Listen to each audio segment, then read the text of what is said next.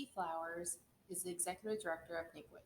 She is a member of the Santee Sioux Nation of Nebraska and is a descendant of the Tlingit of Alaska and Ho-Chunk. With special guest Noella Eagle from Santee Community Schools. Abetu ashte chante washte nape chiuzapi. Ampo mini boja demie. I said good day to you. I shake your hand with a good heart, and I am here. This is Misty Flowers. I am here with Noella Eagle for another episode of In the Sweetgrass. Today we are going to be talking about education and the importance of education.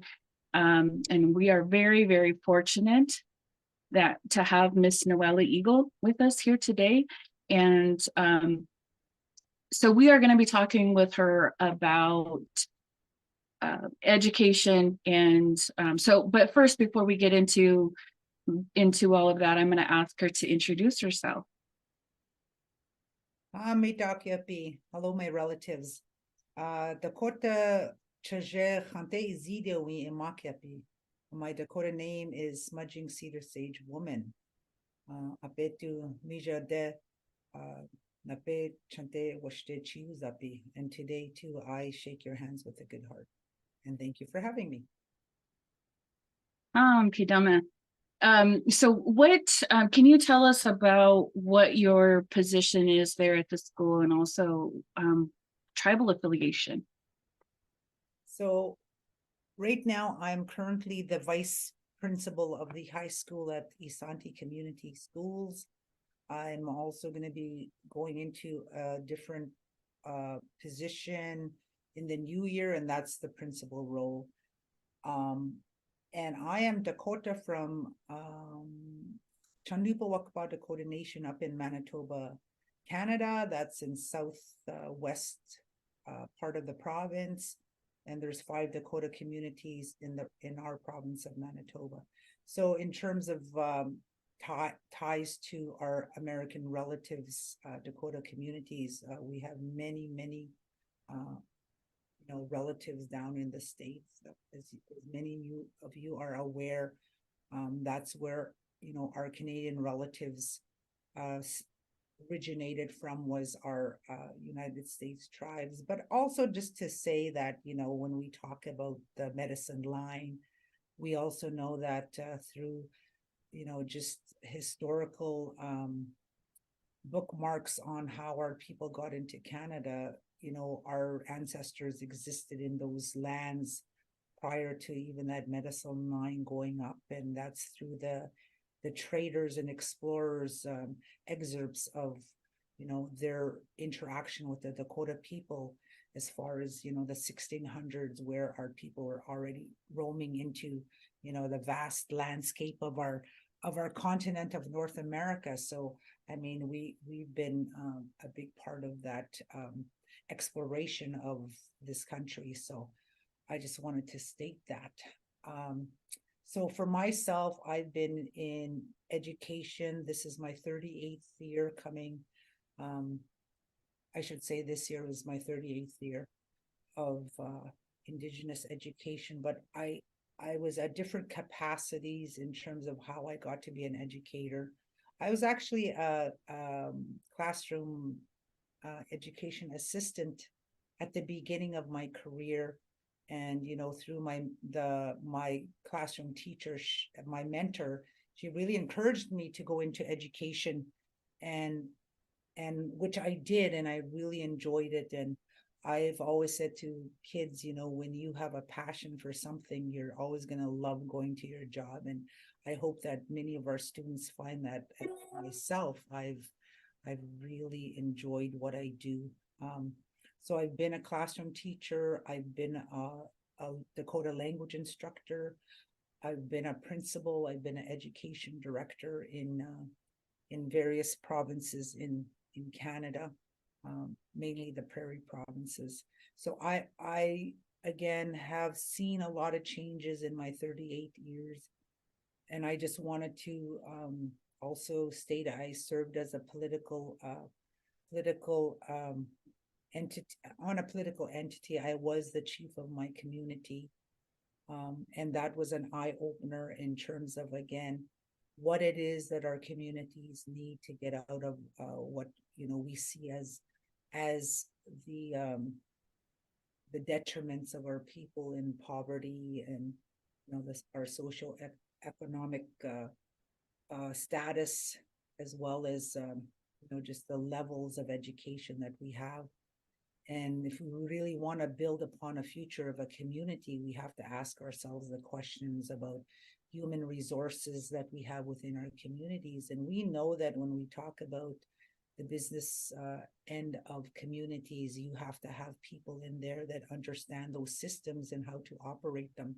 So it's very key in that sense. So that was an eye opener, and I really knew that that I must continue in this profession to advocate the importance of education. So that's kind of what brought me here too. I hold a master's degree in education administration, and with that, I've always had a desire to have an opportunity to work for our tribal communities here in the US. And so when the opportunity presented itself, it was time to try something new. I came with that fear. We're only human, we have fears, but I can honestly say that I've adjusted well. I have some really good relatives in this community that have really made me feel welcome, and I know that I have a support system here, so that works really well. So that's a little bit about who I am, and I'm also a mother, a kunshi. I enjoy the powwow trail. I don't dance as much as I used to, but I still love going and hearing the drums. And just to remember that powwow is just one aspect of who we are as a people of culture. So I just want to share that. Dame, I so appreciate you making time to meet with me today, and and I really appreciate our friendship and getting to know you and having some really awesome conversations with you. And that's really why I wanted to, I feel like other people need to hear what you have to say. We are super honored and blessed to be able to have you as a part of our school and as a part of our community.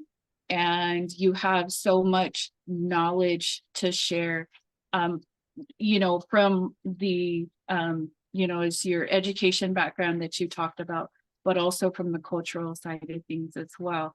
And, I just can't say that enough, that we are very, very blessed to be able to have you as a part of our community. So I guess I want to ask you the big question first, like, from, as an Indigenous Dakotawian, why is education important? Why is going to school important?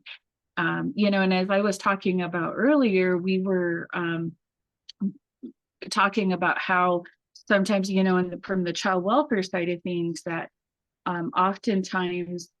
sometimes I should say, kids come into foster care because of what's called truancy, and not being at school. You get so many days missed, and pretty soon parents or grandparents, whoever's caring for the children, are maybe facing charges and all kinds of different things. And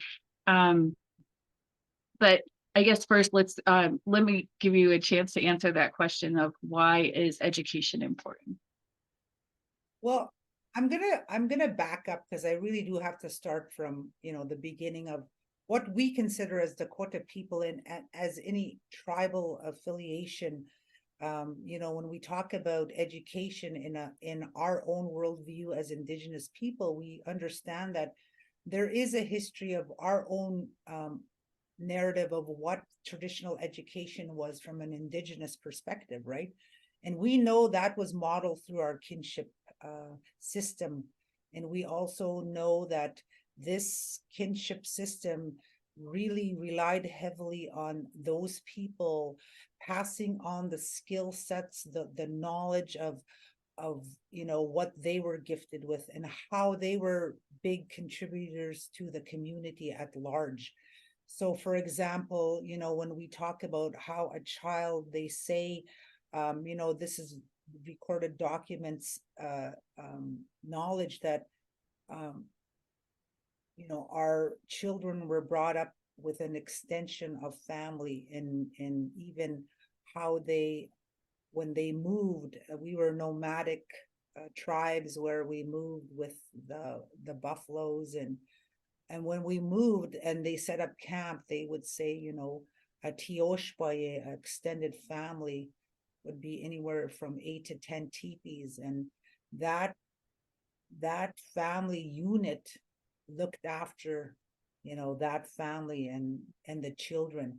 So they say children were again ushered into all these different teepees, and they were there to observe, and as they got older they got to participate hands on, and it really talked a lot about how our kids were technically, they say, in modern times, geniuses by the time they were like 10, 11, 12 years old, because they had gained so much knowledge in what they not only seen but experienced. And so they were geniuses of their time. And today, a 10, 11, 12-year old, it's very different in terms of, again, the expectations of what modern day education is to back then. And everything we did was based on survival, and just like we do today, sustainability is the term we use. And so knowledge was, again, a way to empower an individual to ensure that they were going to be able to sustain themselves. And back then, we understand those ways of sustainability. But today, we know that modern education is really at the forefront of sustainability. And sometimes when we think of education, and when we think of kids coming out of our public school systems or our tribal community schools, we often think of, first thing I often hear is, well, they're going to go for higher education, and they're going to go to colleges or universities. And I'm always saying, we have to understand that these kids, back at the beginning of time, were not pushed out of the system immediately. They were there until they were able to master a skill set. And this is the problem we have today within our own systems, is that the expectation is that they graduate at 18. They have to be out of our systems. And I truly don't believe that.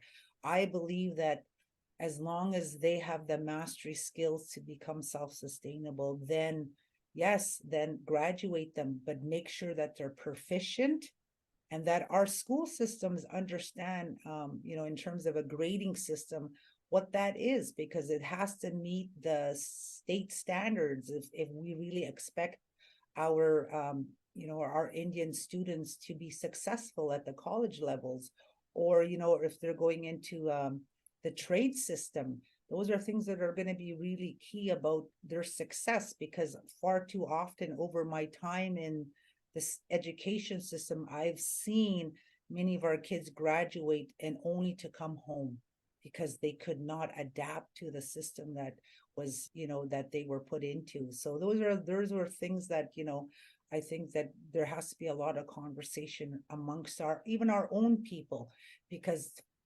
age shouldn't have a limit about of learning. We know that, anybody that's taught about education, is we always say that we're lifelong learners as long as we have an open mind to that concept, right? So that's really key. And I think for me, the other really big pieces of the challenges we have today is just the impacts of colonization and what it's done to our people in terms of how we view the modern day education system, because we know that sadly, many of us are again survivors of our parents who had to endure those unfortunate systems of the boarding schools down here, as it's called, and in Canada it's the residential schools. And I am a survivor of parents who survived that system. And I can tell you that, even in my own conversation with my mother, whom I'm very fortunate to have still today with me. She's going to be turning 89 winter soon. And she talked about, that it was such an unfair system, because again, her aspiration to be a nurse was never even, she was never given that academic opportunity to be able to do what she aspired to be. It was just a place where, again, they what we call, child labor today. That's basically what she said we did. We were cooking, we were cleaning, we were doing laundry for different outside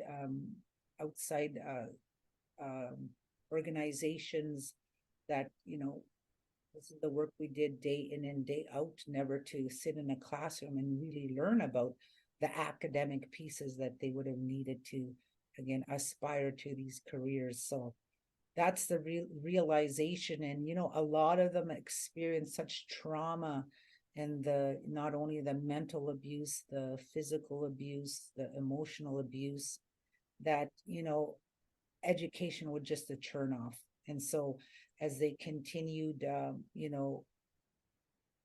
be in their communities and have their own children, all of a sudden it was, for many of them, like, education was a scary place for their children. And they had fears because, again, they didn't know how their children were going to be treated in these systems, and were they really getting the education they needed.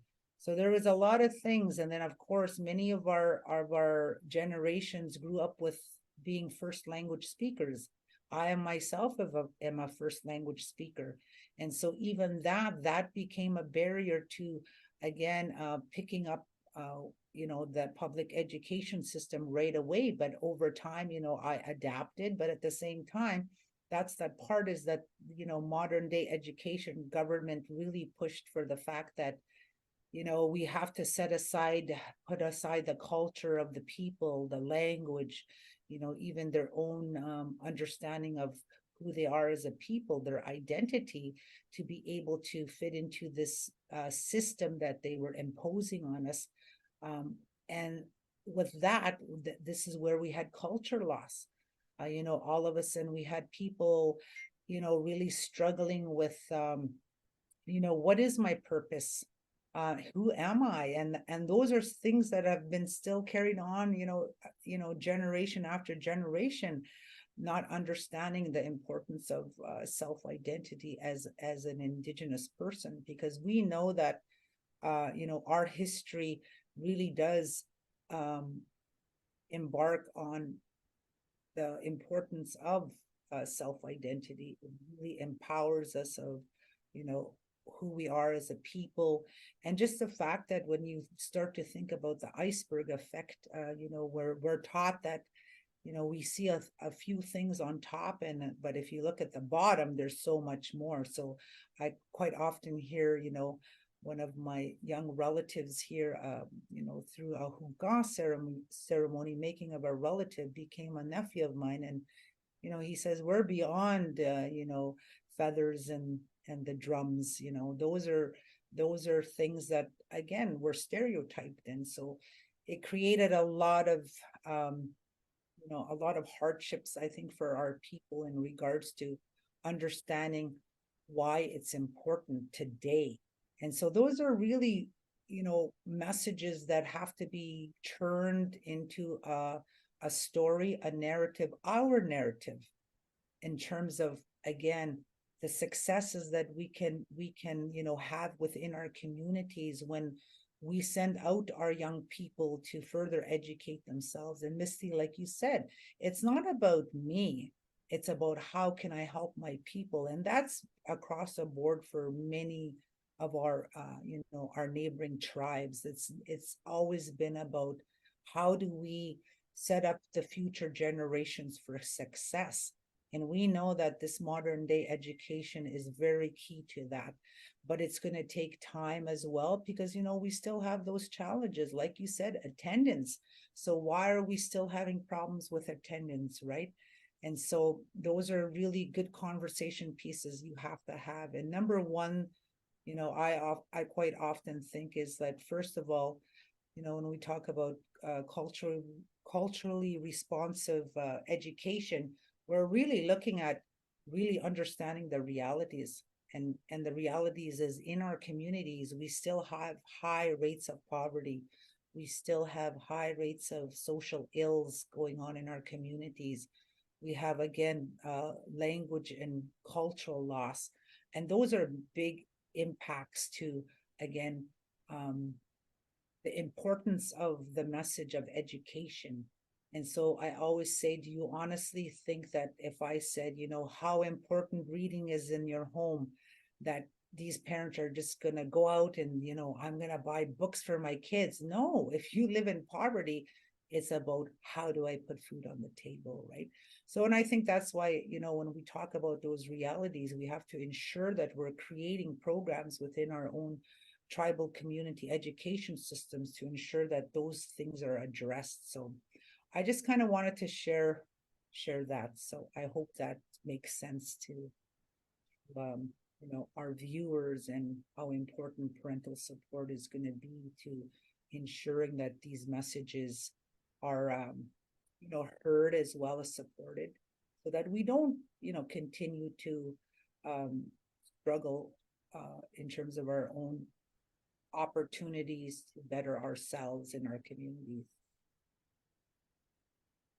Thank you for that. You know, you made so many good, very important points. And I think that is a good reminder and, you know, good acknowledgement. And some people may have never thought about it like that before, you know, that, you know, yeah, we have this education system and how it is today, but a long time ago, we had our own way of educating our people. You know, and that's, you know, we don't, I guess we don't really think about it, you know, in terms of that, you know, because it was survival for us a long time ago. But you know, I've heard other people say that too, that our people have always been very, very intelligent, and that we're geniuses. I've heard other people say that. And, you know, I don't think that's like I don't think it comes from a place of like conceitedness. Like we had to be, because it was about survival. And, you know, I think that, I mean, there's so many things that come to mind. Like, I'm thinking about like our medicines, like they, you know, figured out like what medicines, you know, like what plants and things, what treated what. And, you know, like we have cures for a lot of sicknesses that people pay big money, you know, for medication to treat these different things. And so, you know, I was thinking about that, and you know, and like how they hunted, and how they were experts at war, you know, like so many different things. Like, you know, they I think our people were very simple, but I don't want to say like simple, like not in a bad way, in a negative way, but like I guess just very common sense. But, you know, and then learning those things, you know, just very dynamic. And so like when you think about it, there's so many you know, different areas, I guess, that I was thinking about. I agree with you, because that's what Oh, there's a lot of misconceptions, or I guess misunderstandings of, when we talk about indigenizing curriculum, right? That's a really big push right now for our tribal communities, as well as, you know, our even in our workplaces, to really talk about, you know, who we are, and the importance of understanding that it is our responsibility for future generations to pass on this importance of knowledge, traditional knowledge.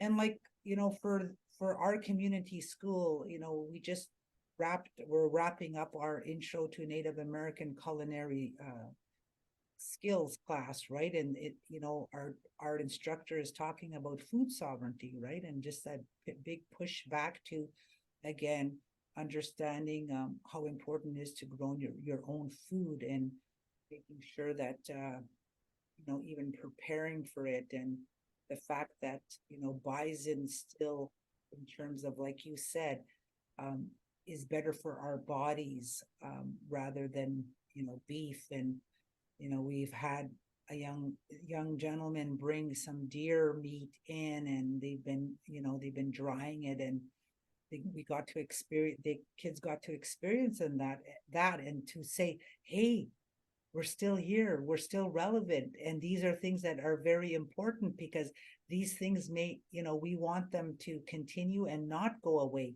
But if you don't learn these things, how are your children going to learn? How are your grandchildren going to learn? So you got to value this. And just the fact that, you know, when we talk about a cultural perspective, you know, we know that within our sacred ceremonies, we, you know, that's kind of an expectation, is that these foods are still served right at our ceremonies. And we understand the importance of it. And just like the fact that, you know, when we kill a buffalo, there's a ceremony for that. There's a process, right? And so those are things that have to be carried on, because then again, it serves us a reminder of our connection to why this buffalo was given to our people through this through our creation story. And you know, even, you know, the bigger picture is that um, buffaloes are still here. We're still relying on them, and there's now a big, you know, push for tribes to own their own buffalo herds, right? Because of that. And so when we talk about that whole process of carrying this on to the next future generations, it's so critical that as a community we're on board with that. And even that itself is education. So I hope that makes sense. It does. And you're making me think about, you know, like how things were a long time ago, but, you know, and then, you know, how it translates into today. So like how our people were, you know, we were a tribal people, right? Everybody had their roles and responsibilities, and, you know, things that they helped with, and things that they did, you know, those things that they were masters at, like you said, and how they contribute, and everybody contributed to the tribe. And you know, then I guess I want to maintain that positivity, you know. And like, how do we, I like I said, I feel like people need to hear what you have to say. More people need to hear what you have to say, because I feel like we need to be getting back to that, because I kind of feel like we've kind of come away from that, right? Like we have different institutions that have infiltrated into our tribal communities and have changed our thought process. And so that's some of what you were making me think about, you know. And then so we you know, go to, you know, and some people say, well, that was a long time ago, we don't live like that anymore.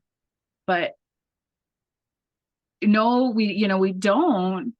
But there's so many good teachings in how we were as tribal people, and how we took care of each other, and how we helped each other. And you know, all of that, you know, it is related to this conversation, right?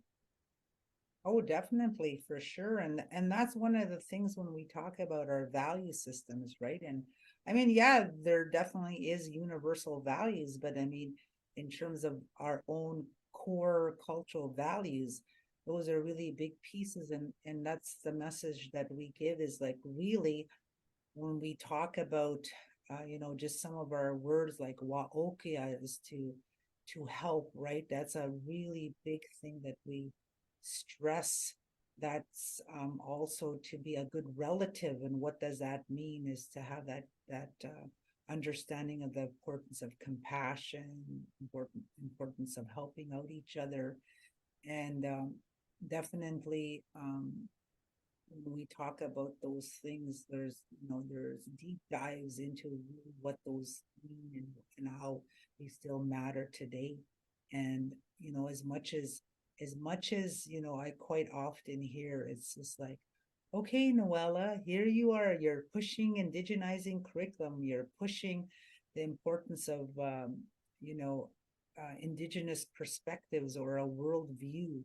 But here you have urban youth that are Indian youth that are graduating, and they're some of them are at the top levels of their academic institutes. And so how do you think they're doing it without this understanding of why you think it's important to empower them through the understanding of self-identity? I said, well, here's the thing. I can honestly say to you that if you have, kids coming through your tribal communities in understanding who they are as a people, I said, then there is, a greater chance that this knowledge that is so important is going to continue on to that next generation. And it's also going to empower them to understand, hey, oh my gosh, my ancestors were highly intellectual, they were innovators, they were recycling.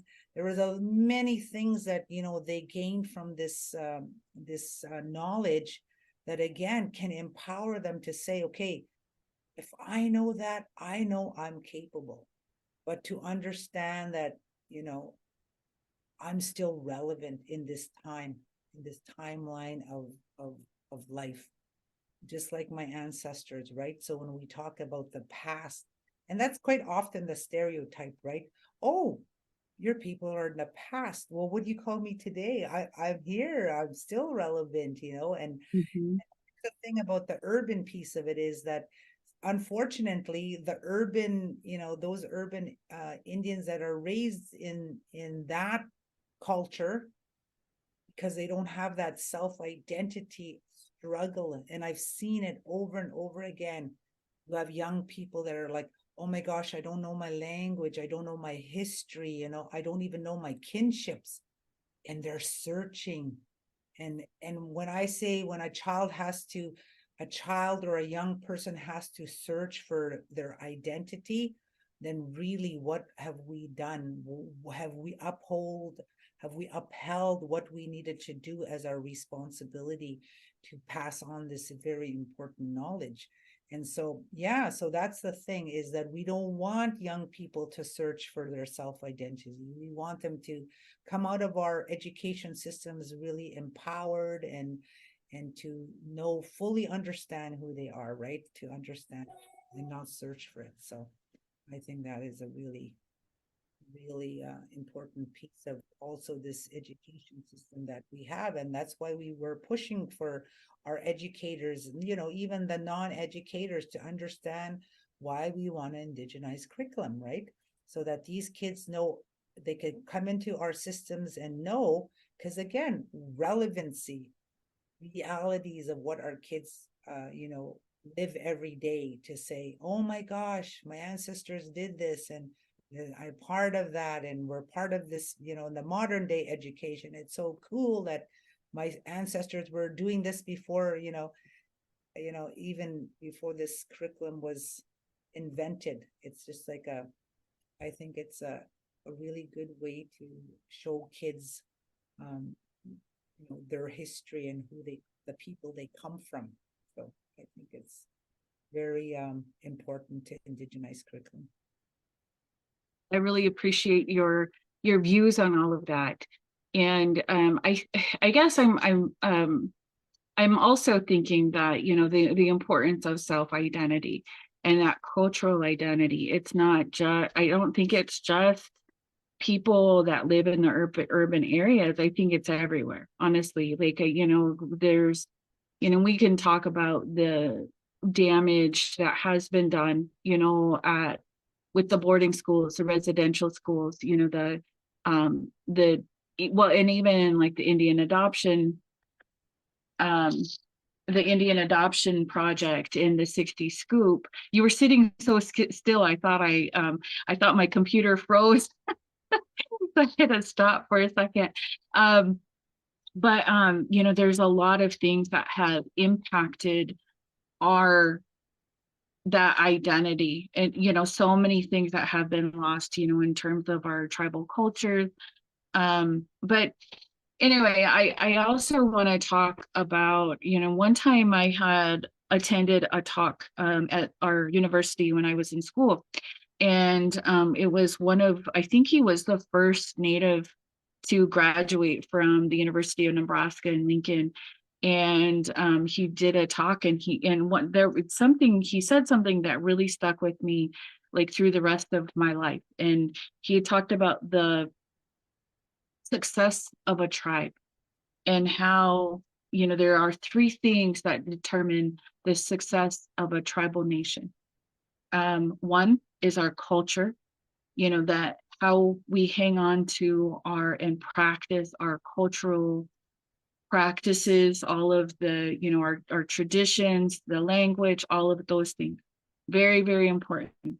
Um, the next thing, and not that they go in this order, you know, like they all, you know, like there's culture, education, and then the third thing was geography, like where is our tribe located? So like if it's located near an urban area, you know, or utilizing the resources that we have. But culture, and then education, the education of its tribal members. And so those are the three things that determine the success of a tribe. And you know, and so I see where that is fitting into this discussion that we're having today about the importance of education. And that, you know, we say it in a, and I almost feel like it becomes like, you know, it's like becomes cliche, or it becomes somebody's political stance on, you know, our children are important, you know, their education is important. But you know, but when we really stop and think about it, and how important it really is, it's about the success of our tribal nation. And so I guess I was just wanting to share that with you, and you know, maybe see if you have anything you want to add to that. But I feel like that really kind of encompasses all the things that you're talking about. So I think one of the challenges right now, when you talk about embracing those messages at a community level, like I said, when we talk about the realities, is that, you know, a lot of our people don't value those concepts or those definitions of education, right? So that's the key piece about how we have to really put that message out there, because we know education is a way out of poverty. We know that that's statistically proven any minority group, right? And in Mhm.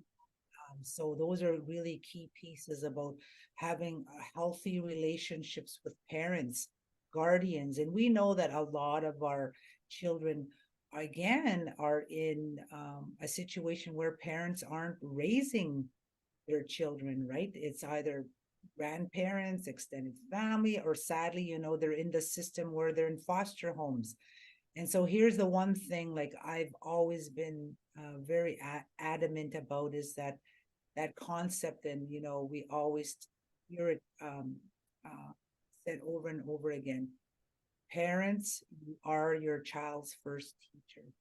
And we know that in an indigenous perspective, that is held so highly, because we know through our own creation stories and how these children came to be, you know, the even just our you know, our indigenous language definition of it, Wakayaja, right? A sacred being.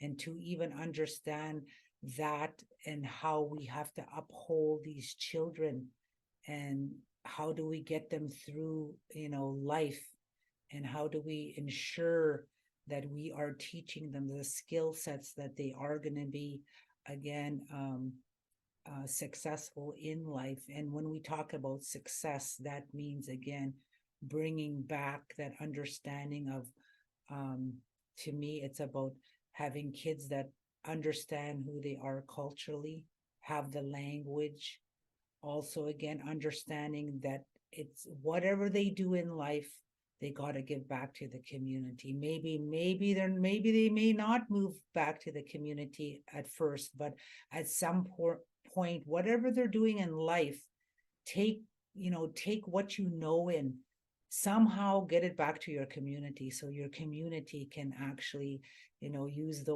that knowledge as a stepping stone to the tribe's success, right?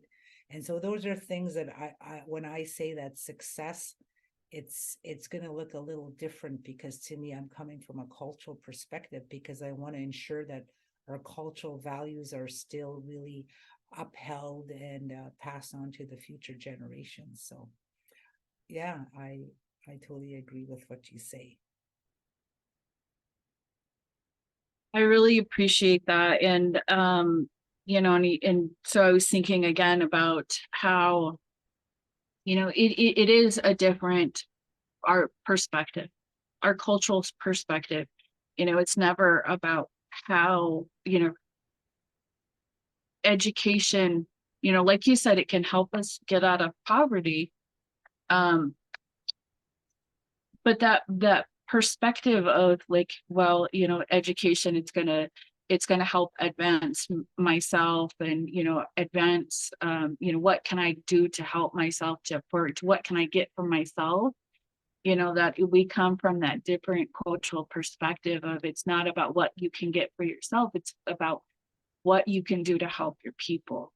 And I just those are things that I was, I get excited about that, because it is it then I feel like it makes me more excited about formal education, right? Because it's not always fun, of having to do um not having to do papers and assignments and take tests and things like that like, it's not always fun. Not everybody likes those things and can excel at those things. So I guess when you look at things like that, like, I feel like it gets a little bit more exciting. For sure. And so, and I think when we talk about expectations, it's so key to what is the expectation, right? And we have to set those as, not just parents, but as a community. What is it that we want as a whole? And I just want to go back to, my own educational journey hasn't always been the most positive one.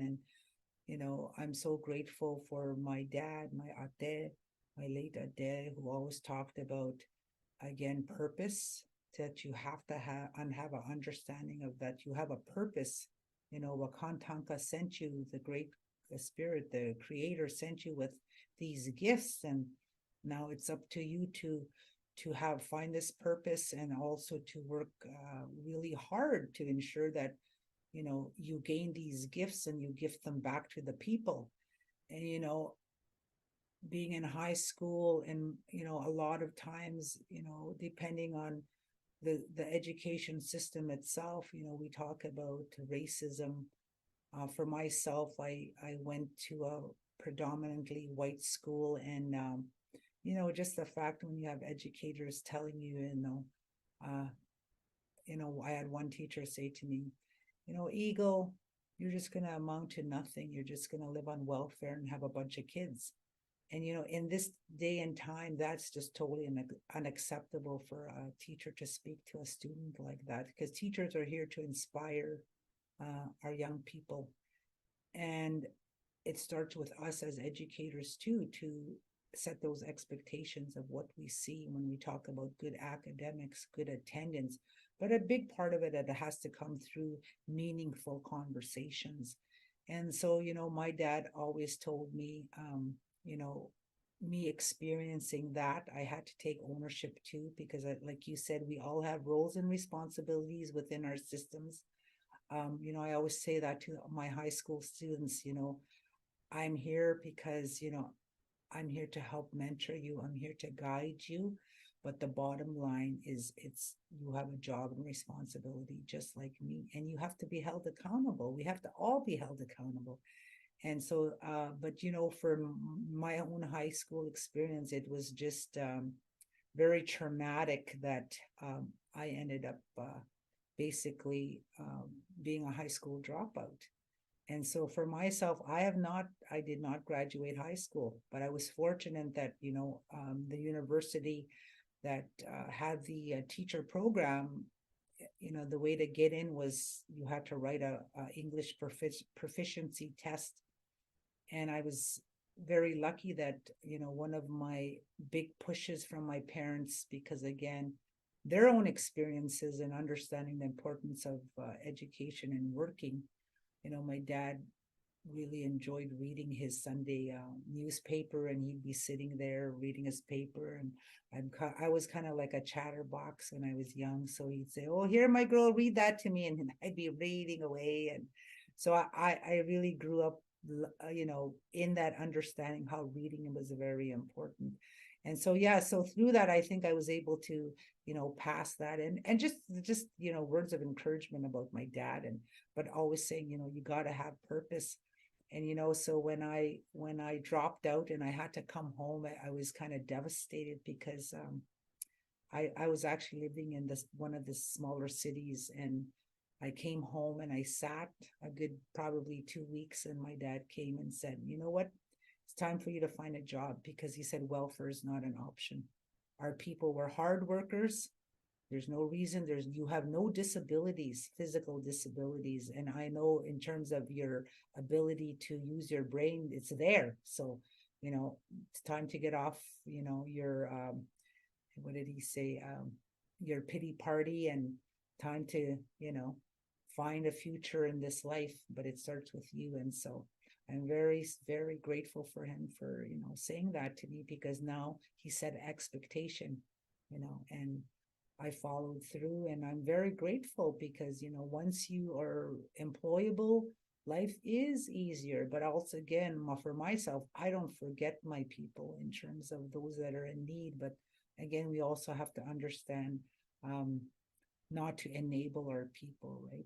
And so that's one of the things I always say to my nieces and nephews, because I have some that struggle. And, at times they'll reach out to me, "Auntie, can you, help me with this?" And I always say, "You know what? I really enjoy helping my Tagoja and my Toshka, especially if they're trying to help themselves."